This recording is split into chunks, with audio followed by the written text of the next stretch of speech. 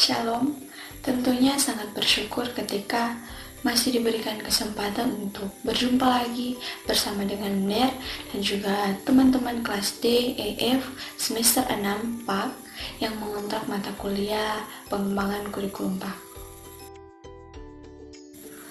Dan saat ini izinkan kami dari kelompok 2 kelas F akan mempresentasikan materi tentang pengembangan kurikulum PAK. Namun sebelumnya saya ingin memperkenalkan anggota dari kelompok kami. Yang pertama ada Dian TG, yang kedua ada Aprisilia Balau, yang ketiga ada Joan Linaiwan, dan yang terakhir ada saya yaitu Priscilia Pesa.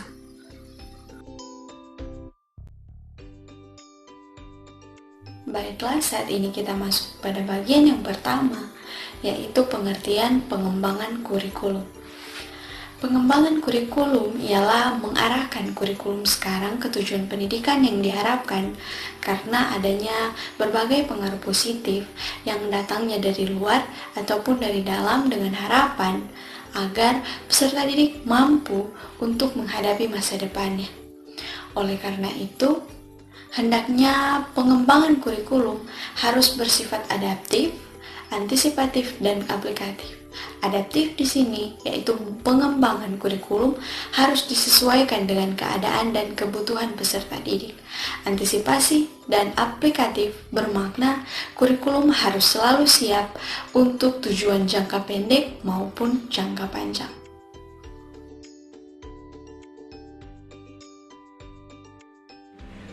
Selanjutnya B, faktor-faktor yang mempengaruhi pengembangan kurikulum, di mana sekolah mendapatkan pengaruh dari kekuatan-kekuatan yang ada dalam masyarakat, terutama dari perguruan tinggi dan masyarakat. Yang pertama dari perguruan tinggi. Jadi kurikulum minimal mendapat 2 pengaruh dari perguruan tinggi. Yang pertama dari pengembangan ilmu pengetahuan dan teknologi yang dikembangkan di perguruan tinggi umum. Yang kedua dari pengembangan ilmu pendidikan dan keguruan serta penyiapan guru-guru di perguruan tinggi keguruan. Yang kedua, masyarakat, di mana sekolah merupakan bagian dari masyarakat dan mempersiapkan anak untuk kehidupan di masyarakat. Sebagai bagian dan agen dari masyarakat, sekolah sangat dipengaruhi oleh lingkungan masyarakat di mana sekolah tersebut berada. Isi kurikulum hendaknya mencerminkan kondisi dan dapat memenuhi tuntutan dan kebutuhan masyarakat di sekitarnya. Yang ketiga, mengenai sistem nilai. Dalam kehidupan masyarakat, terdapat sistem nilai, baik nilai moral, nilai keagamaan, sosial, budaya, maupun nilai politis.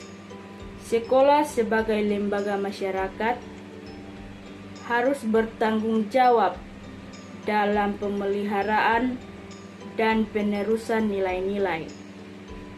Sistem nilai yang akan dipelihara dan diteruskan tersebut harus terintegrasi di dalam kurikulum. Ada beberapa hal yang perlu diperhatikan guru dalam mengajarkan nilai-nilai tersebut.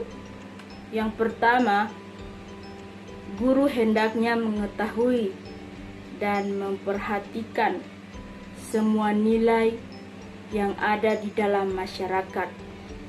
Yang kedua, guru hendaknya berpegang pada prinsip demokrasi, etis, dan moral.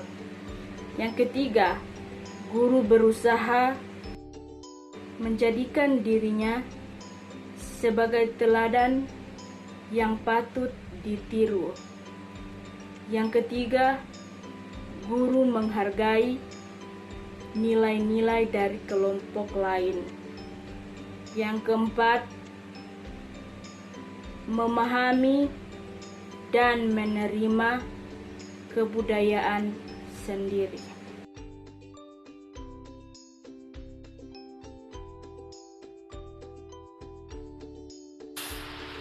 Fungsi kurikulum. Kurikulum sebagai alat pendidikan harus mampu menjawab berbagai tuntutan kemampuan penyesuaian diri yang diharapkan oleh peserta didik. Karena dengan adanya kurikulum, anak akan memperoleh manfaat. Melalui kurikulum, anak didik diharapkan mendapat sejumlah pengalaman baru yang kemudian dikembangkan oleh anak agar dapat memenuhi bekal di hidupnya nanti. Fungsi kurikulum tidak saja terbatas pada pemberian layanan bagi anak, tetapi juga memberi peluang bagi anak didik untuk memilih sesuai dirinya maupun sesuai dengan tuntutan kebutuhan masyarakat. Dan pendidikan berfungsi untuk membantu mempersiapkan peserta didik agar siap terjun ke masyarakat dan dapat mengembangkan diri secara maksimal tentang potensi yang ada di dalamnya. Pendidikan juga mempersiapkan peserta didik tidak saja untuk menghadapi tuntutan hari esok, demikian juga menyiapkan peserta didik untuk menantang berbagai tuntutan baru karena ketidakpuasan maupun juga karena adanya perkembangan individu secara berkelanjutan dari satu jenis dan tingkat perkembangan tertentu. Disinilah letak fungsi kurikulum sebagai pendidikan agar selalu dapat menyiapkan berbagai pengalaman-pengalaman yang bermakna bagi kelengkapan dan persiapan peserta didik untuk terjun dan hidup di tengah-tengah masyarakat. Fungsi kurikulum bagi guru. Nah, guru sebagai seorang fasilitator merupakan pelaksana atau implementator suatu kurikulum. Guru merupakan pendidik profesional yang telah merelakan dirinya untuk memikul sebagian tanggung jawab pendidikan yang ada di pundak orang tua. Karena orang tua telah menyerahkan anaknya ke sekolah, berarti orang tua sudah menimpahkan tanggung jawab pendidikan anaknya kepada guru dengan harapan agar anaknya menemukan guru yang baik, kompeten, dan berkualitas.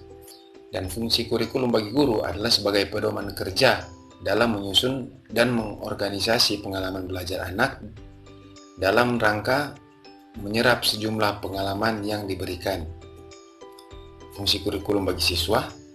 Nah, bagi siswa adalah sebagai berikut. Yang pertama, dengan wawasan semacam ini, anak dapat mengetahui apa yang mereka lakukan dan apa yang mereka miliki untuk melihat hari esok. Kedua, pada sisi lain, siswa dapat mengukur potensi dirinya untuk mengadakan pilihan terhadap berbagai pengetahuan pengalaman belajar serta aktivitas yang bersesuaian jika ia ingin berhasil dalam proses pendidikan. Ketiga, dengan kurikulum siswa dapat menyiapkan diri secara lebih baik dan optimal dalam proses pendidikan atau pembelajaran jika ia ingin hasil yang baik.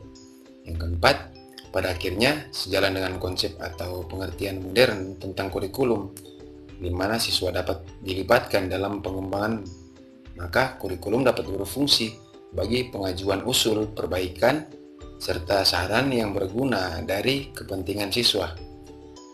Fungsi kurikulum bagi kepala sekolah atau pembina. Kepala sekolah sebagai administrator dan juga supervisor juga bertanggung jawab dalam melaksanakan kurikulum.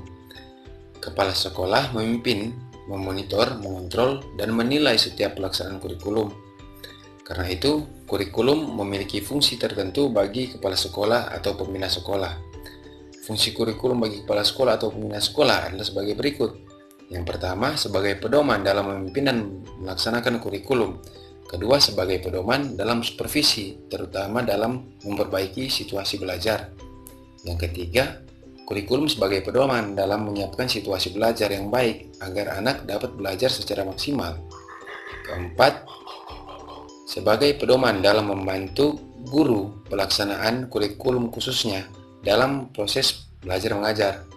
Kelima, kurikulum sebagai pedoman dalam melaksanakan administrasi dalam proses pembelajaran. Keenam, sebagai pedoman dalam melaksanakan evaluasi, kemajuan belajar maupun proses pembelajaran. Yang ketujuh, kurikulum berfungsi dalam mengembangkan kurikulum lebih lanjut. Yang berikut, kurikulum bagi orang tua. Nah, fungsi kurikulum bagi orang tua menurut H. Abdullah adalah bahwa kurikulum difungsikan sebagai bentuk adanya partisipasi dari orang tua dalam membantu usaha sekolah untuk memajukan putra-putrinya. Bantuan berupa konsultasi langsung dengan sekolah atau guru mengenai masalah-masalah yang menyangkut anak-anak mereka. Bantuan dari orang tua berupa pemikiran atau materi dapat disalurkan melalui lembaga komite sekolah. Dengan membaca dan memahami kurikulum sekolah, para orang tua dapat mengetahui pengalaman belajar yang diperlukan anak-anak mereka, sehingga partisipasi orang tua ini pun tidak kalah pentingnya dalam menyukseskan proses belajar mengajar di sekolah. Selanjutnya, fungsi kurikulum bagi masyarakat. Kurikulum adalah alat produsen, dalam hal ini adalah sekolah, sedangkan masyarakat adalah konsumennya. Antara produsen dan konsumen harus jalan dengan kebutuhan. Berbagai jenis kurikulum sekolah dalam hubungannya dengan harapan masyarakat adalah sebagai berikut. Yang pertama, pendidikan umum. Kurikulumnya mengutamakan perluasan pengetahuan dan peningkatan keterampilan dengan pengkhususan yang diwujudkan pada tingkat masa akhir pendidikan. Kedua, pendidikan kejuruan. Kurikulumnya mempersiapkan peserta didik untuk dapat bekerja dalam bidang-bidang tertentu di masyarakat. Ketiga, pendidikan keagamaan. Kurikulumnya menyiapkan penguasaan pengetahuan, khususnya pendidikan agama, yang bersangkutan dengan harapan lulusnya dapat menjadi pembina agama yang baik di masyarakat. Keempat, pendidikan akademik. Kurikulumnya menyiapkan penguasaan ilmu pengetahuan agar lulusannya dapat menjadi perintis atau pelopor pembangunan atas dasar konsep yang tangguh. Kelima, pendidikan luar biasa. Kurikulumnya disediakan bagi peserta didik yang menyandang kelainan untuk disiapkan agar dapat menyesuaikan diri dalam kehidupan masyarakat. Keenam, pendidikan kedinasan. Yang keenam, pendidikan kedinasan. Kurikulumnya disiapkan oleh suatu departemen pemerintah atau lembaga pemerintah non departemen dengan maksud untuk meningkatkan kemampuan dalam pelaksanaan tugas kedinasan di masyarakat nantinya. Ketujuh, pendidikan profesional. Kurikulumnya menyiapkan penerapan keahlian tertentu dengan harapan lulusannya dapat bekerja secara profesional di masyarakat.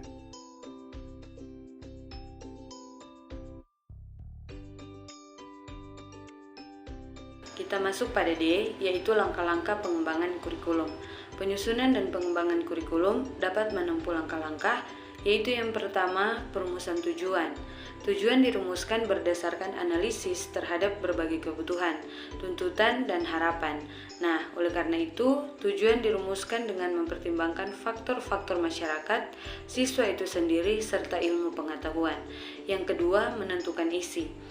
Isi kurikulum merupakan pengalaman belajar yang direncanakan akan diperoleh siswa selama mengikuti pendidikan.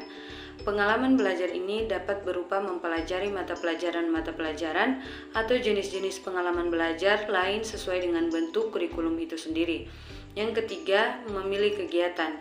Organisasi dapat dirumuskan sesuai dengan tujuan dan pengalaman-pengalaman belajar yang menjadi isi kurikulum dengan mempertimbangkan bentuk kurikulum yang digunakan. Yang keempat, merumuskan evaluasi. Evaluasi kurikulum mengacu pada tujuan kurikulum sebagai dijelaskan di muka, yaitu evaluasi perlu dilakukan untuk memperoleh balikan sebagai dasar dalam melakukan perbaikan. Oleh karena itu, evaluasi dapat dilakukan secara terus-menerus.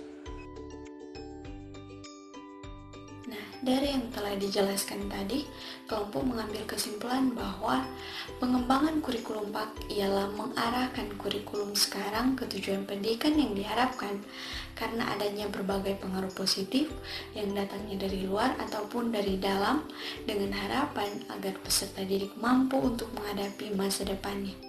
Langkah-langkah pengembangan kurikulum terdiri dari merumuskan tujuan pembelajaran, menyeleksi pengalaman-pengalaman belajar, selanjutnya mengorganisasi pengalaman-pengalaman belajar, dan yang terakhir yaitu mengevaluasi. Demikianlah hasil presentasi yang dapat kami paparkan, dan atas perhatiannya diucapkan terima kasih. Tuhan Yesus memberkati. Shalom.